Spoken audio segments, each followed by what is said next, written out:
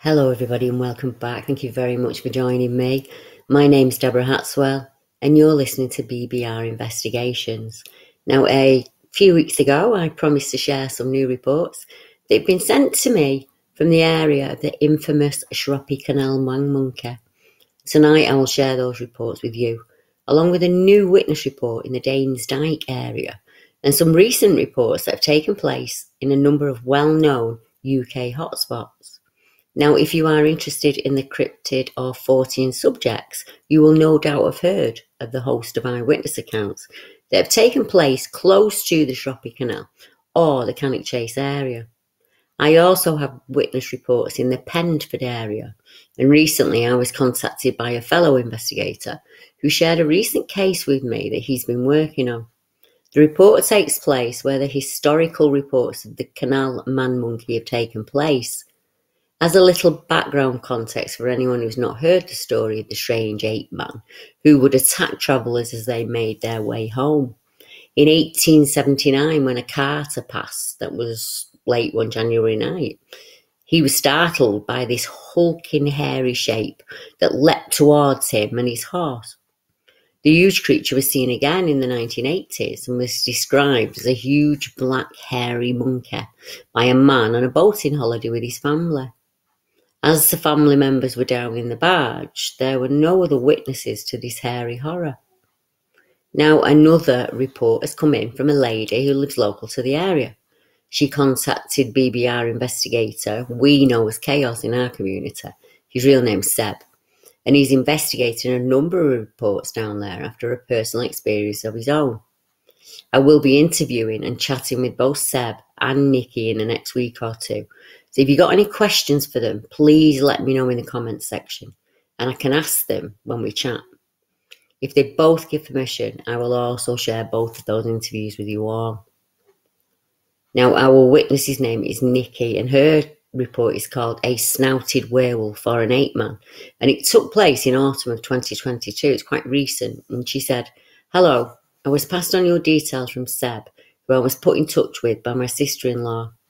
He said you're the queen of the weird, which, to be honest, I'm a bit worried about. I'm not really sure how people are going to take hearing what happened to me." I told my mum and my brother, and they both laughed. My brother pretty much said it was probably a weird creep. My mum said it was a tramp who was probably living under the bridge.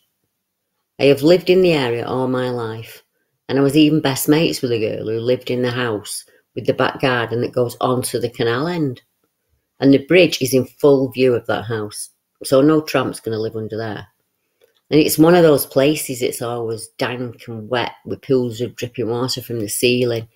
I don't know why I even tried explaining these things, to be honest, because I know full well what I saw, and it wasn't a man. On the day it happened, I was walking along the canal, as it's a shortcut that runs between the Pendeford estate, between Pendeford and Marsh Lane. The walk leads to where I live. Anyhow, on the day I saw him, I cut through the alleyway and went onto the canal track. It's dark, but I only had about 30 metres of canal track to walk, and then the bridge is right there. There's a street light at the far end of the bridge, and it just shows the canal path, but doesn't light up anything other than the path. I was just on the grass hill between Padbury and the bridge, and I could see someone sitting on the canal bridge to my left as I approached it. The first thing I thought was, it had to be someone dressed in one of those camo army ghillie suits. The person was sitting with their back to me. When I obviously approached them, they turned slightly, and at the same time, they launched themselves down from the bridge, and I heard them land in the shrubbery and the trees that are at the canal track side of the bridge. I could only recall really seeing the front of one side of this thing as it turned from the bridge. As it did that, the light illuminated it enough for me to say that I was not looking at a person at all. In fact, it looked like something with a monkey-type face. I'd say it wasn't a suit. It was covered in dark black hair. When it was launching down from the side of the bridge, I saw the shape of its face, but I could only see the profile. I couldn't see the face head on, but from the side profile, I would say this thing had a bloody great muzzle. And I thought to myself, And this is what my mum and my brother think I'm balmy for, because I thought to myself, it looks like a werewolf. And in that very moment, it did. It didn't look like a monkey at all. I honestly don't know what to make of it, but I knew I had to get over the bridge to go home. And I was right at the edge of it by then. I held my breath and just walked the last few steps, staying as close to the middle of the bridge as I could, because I kept thinking I was going to be grabbed by this thing and taken over the side. I just reached the metal gateway that you walk, on one side and then around the other. They kind of put them there to stop the cars and the bikes going down. I just got to the opening of that, and I was just about to get a sigh of relief when I heard what I can only describe as demonic laughter or a taunting cry of some kind. I know it was coming from the side of the bridge where this thing jumped, and it was the most frightening thing knowing this. To be honest with you, the way it made me feel hasn't left me. Just writing this out to send to you gives me the chills. This thing is, I've always been interested in creepy things and the paranormal, but I've never seen or experienced anything. And I certainly would not have ever considered myself sensitive or drawn to anything like that, as I know many people who see things are. I've always been into hearing about other people having weird stories, but in 38 years, I've not had any odd things happen to me, not even an off feeling of some kind. And I mention that because the way this thing made me feel at the time is if I knew something somehow. And I don't quite understand that. It was like I knew it was just pure dripping evil. I didn't just think that from its look or the sound it was making. Somehow I knew, without doubt, it had bad intentions. I'm not religious in the slightest. I just know, whatever it was through and through evil. And the other thing I knew, without doubt, is that it was enjoying somehow the way it was terrifying me, like it knew what I was feeling. It truly affected me, and I don't even like going to the shops on Harrowby Road anymore, as across the road is a field leading to Marsh Lane, side of the bridge. I've never told my friend who lives in Pendeford area, and was not going to tell anybody else after the reaction from my mum and my brother. Then my brother had obviously told his wife, because she rang me, and she was actually genuinely listening to me. And that's when she asked if I'd speak to someone who teaches a class at a university, and that turned out to be Seb. I'll be honest, the weight lifted from me after speaking to him. It was like a relief, like I was about to sigh again. Since that night of the laughter, I felt all bundled up in my stomach. Seb told me to read your books on Amazon, and I did. I'm so grateful to know there's so many other people out there who have felt that fear and seen whatever these things are. I've met with Seb, and I've told him I'm happy to share with you and your followers. Honestly, I admire you for all you guys do. I don't think you know how much it can mean to people, and if I can help by sharing what happened to me, I will. I understand completely how Nikki feels, as do many of you out there. Why was that creature waiting on the bridge? It would have heard and smelt her coming long before she reached the hill, let alone the bridge. It could easily have hidden away and let her walk on by none the wiser. Is there something about Nikki that attracted this creature to her? Is that the case with all of the reports that I'll share tonight? Myself and Seb had a catch-up after he'd spoken with Nikki, and he said, "Do you recall that time in the chat once during your live stream show? You did a good couple of months back now, Deb, and I told you about the time I was walking along the path from the canal up to the bridge with my fishing gear after a day's fishing. And I heard something that was obviously trying to mimic the sound of a baby crying.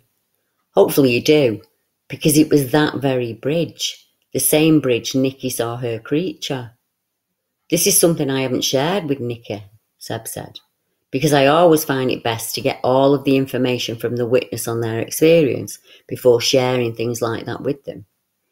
Even without intending to or without realising, it can influence certain details, which is why I want to make sure everything she can remember is established before sharing that. There is something very wrong going on in that area. Bear in mind that the bridge is literally a third of a mile from the Pendeford Mill Lane, Seb said. That becomes Lawn Lane, and that is the road that the nature reserve's on. This lane is where I saw something run across the road in front of me, and it was running on 4 legs, but very awkwardly. It reminded me of the awkward robotic way the tall alien things walked around when they first attacked in War of the Worlds. The movement was just so unnatural. And I'd felt something was very wrong, all the way from when I got onto that lane to cut through Cobham, coming back from Penkridge one night. The entire atmosphere was different. It was like my senses were reacting to the abnormal atmosphere. I know people say this sometimes, Deb, but nothing describes it better when I say the atmosphere was electrical. A brakeman this thing crossed, and I saw it at the opposite side of the lane before it went into the field and out of view. It stopped moving, and it just stood upright. I could see fairly well from my headlights, but not like you would if it had been directly in front of me. But I saw it clearly enough to know it had stood upright and was actually standing at the opening of the field. There's like a gap between the tall hedge line that runs along the lane on both sides, and it was an opening leading to the farmer's field. It had a huge wooden gate with those panels going across, where they go diagonally. It stood with one hand on the gate, turned slightly, and I could clearly see it was looking at me from the side of its eyes, but it wasn't facing me. That's the part I cannot process, because when it ran across, it was obviously moving all wrong, but it was animalistic. And when it stood up, it's like it had changed completely. It had no snout, but it did have pointed ears and tufts of fur on its elbows and shoulders, and it had like a hyena-type mane. It looked more like a piggy-shaped nose, but it was human too. Its arms and legs were hairy, but I could see skin. It had really long hair and these random tufts of hair. Seb said, the hand I could see had long fingers and long sharp nails, not claws. It took its hand off the bar. It jumped over the gate from a fixed position. There was no preparation for the jump. There was no taking a run up or a leg up to assist itself. It just bounded over that gate and was off into the darkness. I don't know what that thing was, and there's no way that that's a coincidence, Deb. I would agree with Seb. There is a reason he's being pulled to that bridge. The Shroppie Canal is known as the most haunted canal in the UK. There are no such things as coincidences. And when it comes to creatures, there's always a reason for their presence. The robotic description really caught my interest, as I've heard that description from witnesses a number of times now. And it fits with the theory that this is not a flesh and blood creature that was acting naturally. This is a magnetic facsimile that tries to emulate what you fear the most. For the sake of ease, during this podcast, I will use the word creature when discussing the being that was witnessed. In each of the cases on the Shroppie, the creature seems to want to be seen. It doesn't hide until the person's passed. Even jumping from the bridge could be seen as the creature running away. But I think it made that jump to show her just exactly what it could do. And it did it to ramp up the fear factor. Why a lone female at night? That, my friends, is not a cryptid who wants to connect in a positive way with us humans. That's a creature that has existed in some way since the late 1800s and probably before that, using its presence to scare and shock people as they go by. There are, of course, many other reports within a 10-mile radius of this experience. Far too many for me to read them all here tonight. On the same side as the canal and the path our witness was following, there's a report within a quarter of a mile that I believe to be the same creature. This happened in June of 2015, so not that long before. And it came in to the forteans, and the chap says, I witnessed this creature whilst driving home one night about midnight. I was in the Pendeford area of Wolverhampton. It was a bright night, and there were street lights along the road. I was doing a journey I've done hundreds of times before, when something bad happened. I suddenly saw a strange creature on all fours running to the road in front of the car. It was like it happened in slow motion. The creature resembled a werewolf out of the Harry Potter film. And I am a total non-believer in the supernatural, but I cannot deny what I saw with my own eyes that night. Even to this day, it is a very clear image in my head. Openly researching with local farmers, asking if they'd seen or heard anything, resulted in some interesting comments. The farmer whose land the creature ran onto has said his dog, who is not bothered by badgers or foxes, is spooked by something in the darkness. Sometimes at night, when he goes to check on his stock, the dog goes nuts and won't leave his side and stays within the light at all times. The farmer said this has always made him think that something was out there that couldn't be seen, and he's a bit apprehensive as his dog is normally really hard and nothing bothers him at all. You're probably thinking, hang on, Deb, the descriptions are different. How can you say that it's the same creature? I say that because we're dealing with something that's not flesh and blood. Something can change its metaphysical shape into one that will scare you the most. For our first witness, it was a snouted werewolf-like creature, a classic werewolf from the Hammer House of horror films, sometimes known as a dogman. For the witness driving, it showed us a thin, gangly werewolf that looked like the creature from the Harry Potter films. Both of these creatures had the same objective: scope out said victim, check to see what scares them the most, then transform into that very thing and lap up the fear like a cat with cream. A cat is a good analogy, as sometimes these creatures play with their prey, just as a cat would with a mouse. Their objective is to create as much fear as possible, and not just fear in the moment, fear that you feel when you relive that event. So that's a never-ending supply of luscious fear for any energy-feeding being to latch onto. In some cases, though, I find that the creature or being, as it's being presented, is stuck to that area for some reason. They rarely roam far from it. Are these the areas where ancient earth energy is now disturbed, leaving what was once a connected energy interchange is now little more than a depleted switchboard devoid of pathways? Some energy beings will roam the world for victims, but ones like these are seen over and over in the same place. Are they unable to leave and wander? Do they fester there for centuries, hoping to pick off small prey like an energy shark? Without that fear, they grow weaker and weaker and become no more than negative space. That is one of the ways we can beat them, but it is not for the faint-hearted.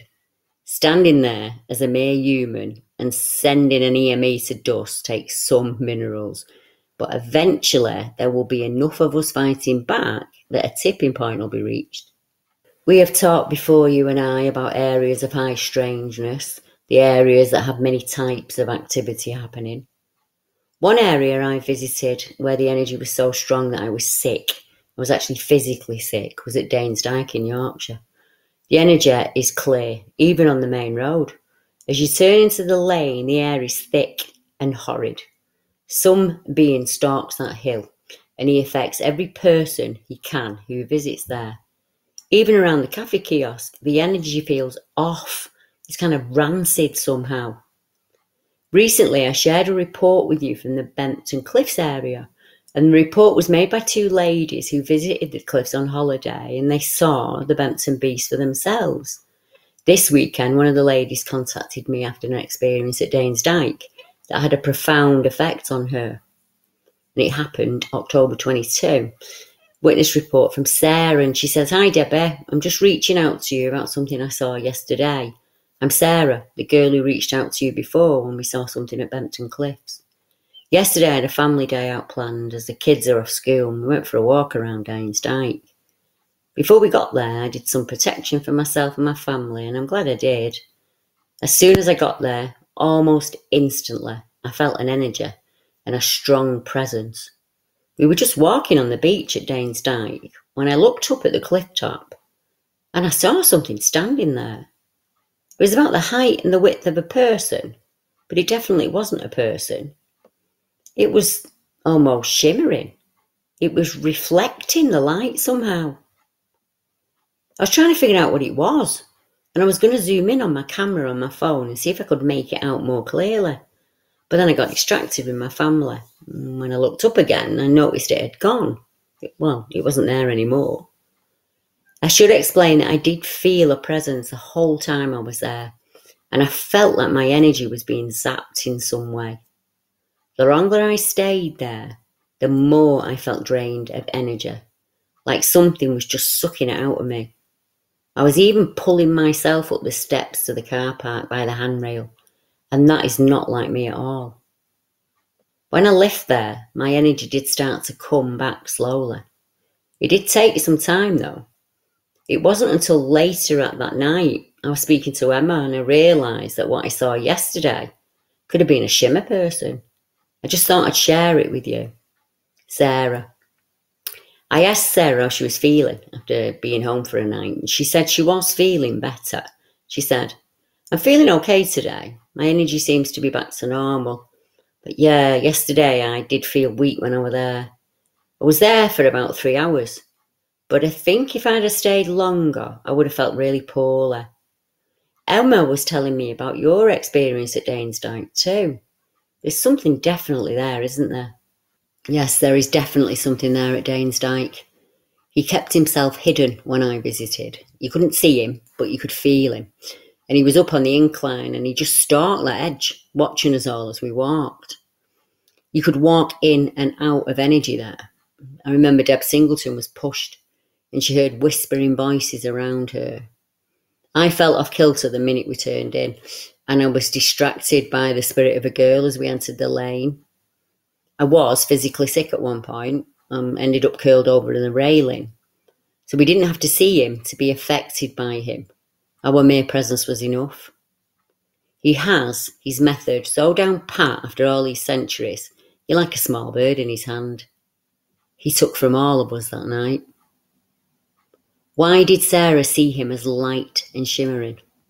Well, he may have changed his appearance to a way that only Sarah could see him. She may have seen his energy form, or one of his many disguises. Or is he the same negative soul that stalks the cliffs at Bempton? I don't think so, but if so, he's already shown himself in one way or another to her. So she was spooked, but she wasn't scared. She went back the next day to the same area when it happened at Bempton. And after that visit, she felt his energy coming ever closer to her home. Her visit to Dyke is important somehow. Enough that he didn't plan on scaring her that day. Is there something about Sarah that attracts him? Is her energy something he can use to free himself from that land? He only needs one human to offer him a home, and the deal is then made. Or is he picking and choosing me like humans do on a cheese board at a banquet? There are several ghost stories from the Dyke, and people have had feelings of oppression and dread. The ghost of a headless woman has also been reported there, and a spectral white lady. All classic fear-inducing horrors. Is this being so intelligent he can move with the times? One moment is a headless horror, to the next a modern-day shimmer being. The simple answer is we don't know. Everything's conjecture. What we do know is some beings are showing themselves to more and more people. We know the reports are on the increase alarmingly, and there seems to be no let-up in that. Every day now, I receive a report from someone in the UK who's seen something impossible that they're really struggling with. I receive more and more reports from adults who have experienced some awful things of the supernatural kind as children, or adults like Nikki who suddenly encounter a creature after never experiencing any activity of any kind in their life. This isn't just in the UK, the increase is worldwide. More and more witnesses are coming forward. More and more reports are shared with friends and family. And we can begin to see some clues. We know that these beings can shapeshift. We know that they are found in areas where there have been multiple types of activity, from cryptid creatures, the paranormal, UFO accounts. We know that they're found in areas of higher strangeness, where lots of missing people are reported, missing pets, missing animals. One such area that has been known for strange activity like this is Epping Forest. And I've had a report come in recently after I mentioned Epping Forest during an earlier podcast. In the same week, I received an email also centred around Epping Forest. This witness report came in from a chap whose we shall call M, and he says, "Hi Deborah, I got in touch with you as I feel that there are definitely Bigfoot and Dogman creatures in Epping Forest. I believe the 4-foot hunched over creature that was seen by Irene Dainty, the landlady there, would have been a young dogman, as they have the hairy hunch on their back, and it fits really well with her description. I'm from London, originally born and bred. When I was a young man, I was always over at Hackney Marshes with my girlfriend. One night we were having a drink over the marshes, and it got dark, and the only way back to the River Lee was over a large abandoned factory's footings, the kind of concrete things that were still there. They were about 10 feet off the ground. My girlfriend was really drunk, so I had to carry her over those footings, which were about 5 feet wide. And I was walking with her in my arms. I saw what I thought was a 7-foot tall man. He was about 50 feet away from me at this point, and then it leapt onto part of the concrete structure and just hung there for about 5 seconds. Then, without warning, it just dropped down into the long grass and the bushes. As I walked past it, I knew it was still nearby watching me. As I've gotten older, I've come to realise that was no man, as that leap that it made would have broken a normal man's legs. I'm 55 now, and I live in Lancashire, and I lost my urge to enter the woods or places like that a very long time ago. Irene Dainty was the landlady who was mentioned by M. In November of 1980, a local paper reported that Irene Dainty encountered a 4-foot hairy creature that had large feet and animal-like eyes, and it was found close to her home. The creature ran off, jumped over the wall of the nearby Three Jolly Wheelers pub, and was gone.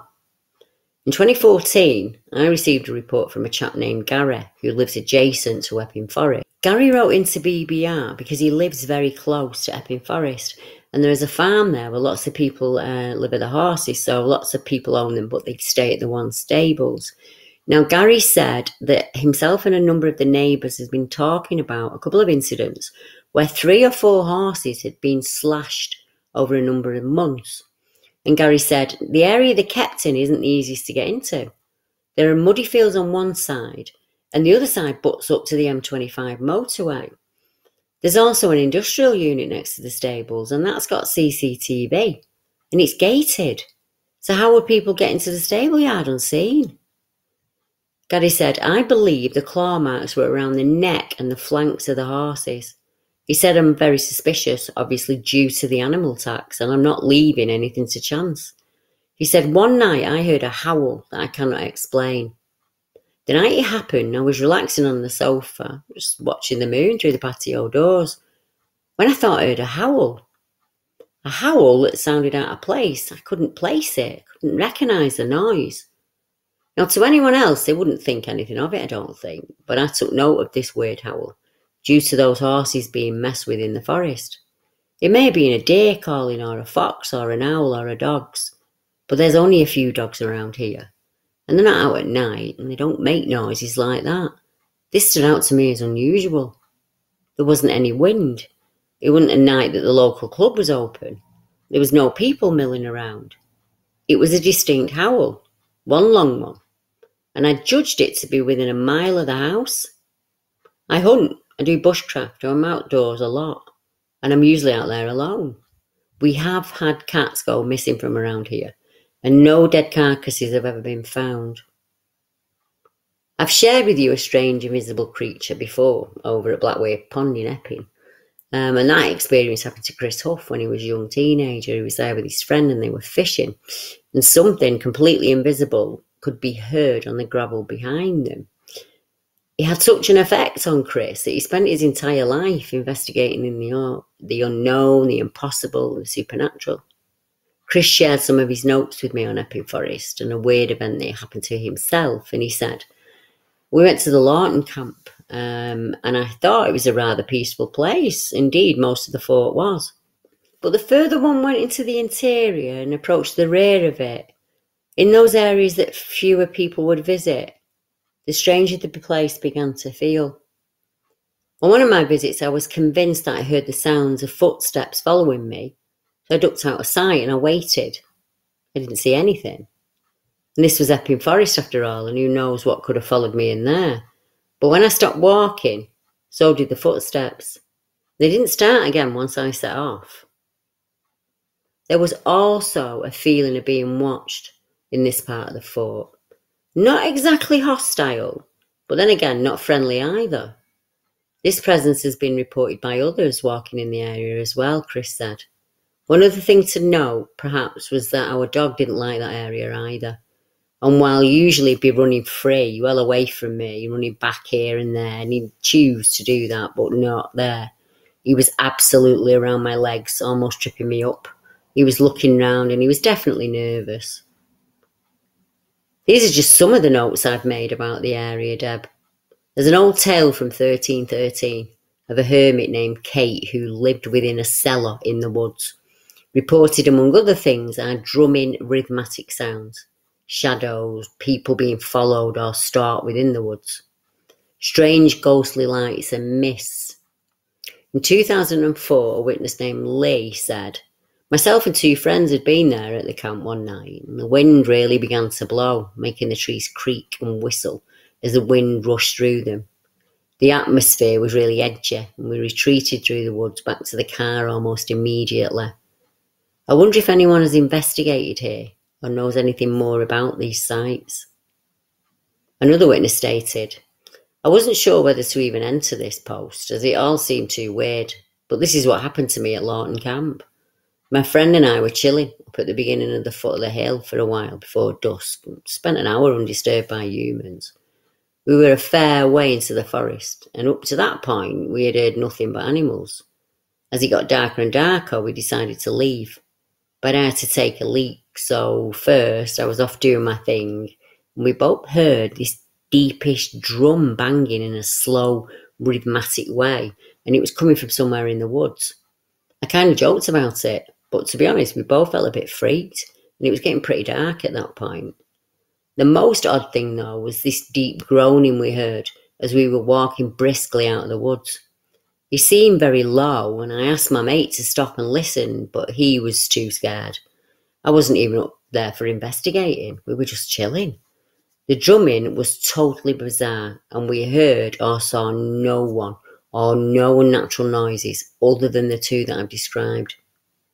Another account on a paranormal thread states, "On one occasion in the 1970s during the day, a friend and myself were at the camp, and it was overcast, very little wind was around.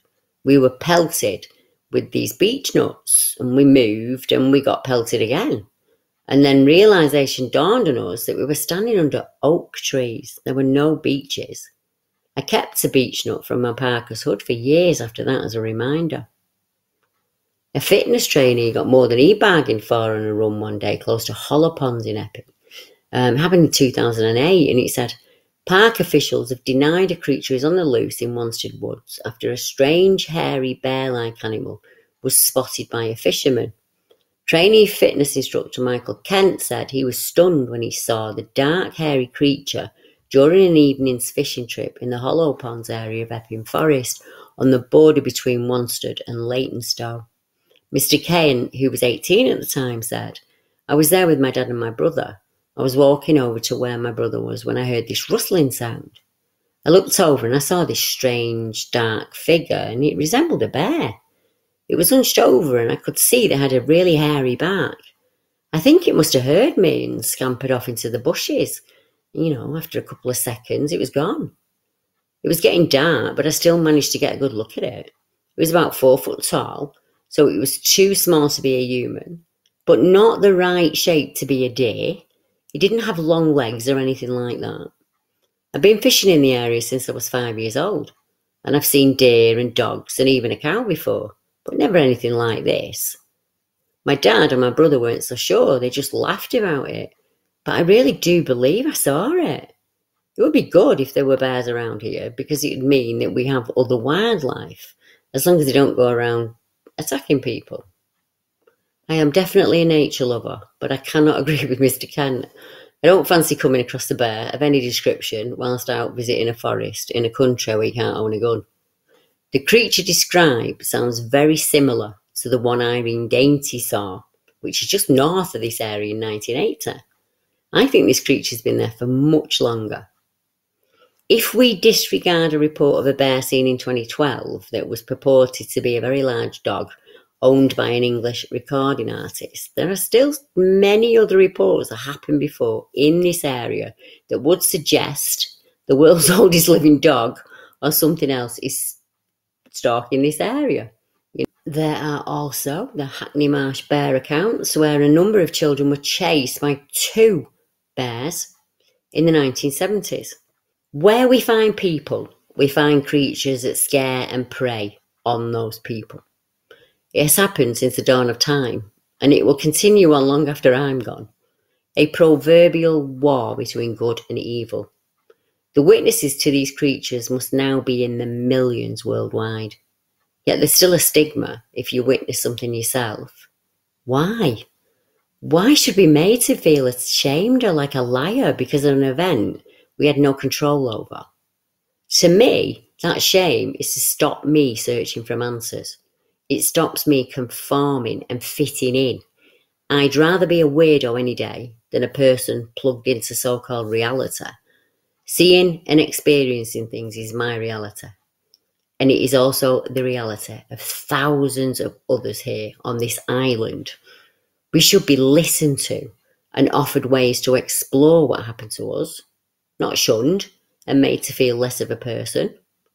We need to understand why people have these experiences, how to help them with what's happening around them, and how to identify the being that taunts them, and hopefully help them find a way of ridding themselves of its grasp. Doors should be opened, not slammed shut in our faces.